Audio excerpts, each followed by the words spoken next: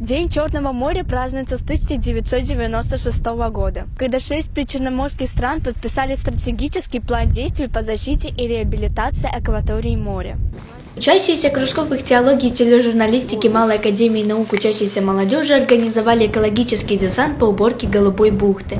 К ним присоединились учащиеся Центра детского туризма, краеведения, спорта и экскурсий.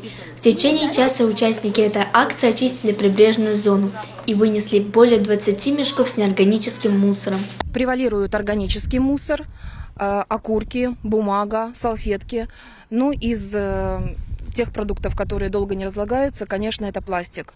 Пробки, бутылки, стаканы, все, что люди после себя оставили, отдыхая вот в этой красивой бухте. Более 15 человек сегодня присоединилось к нашей акции, это если мы говорим только о детях. И, конечно, педагоги кружков и школ города. Викторина о растительном и животном мире Черного моря показала, что участники акции не только бережно относятся к морю, но и обладают обширными знаниями в области подводного мира.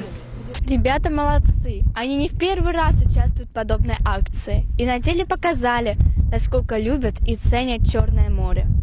Однако чисто не там, где убирают, а там, где не сорят.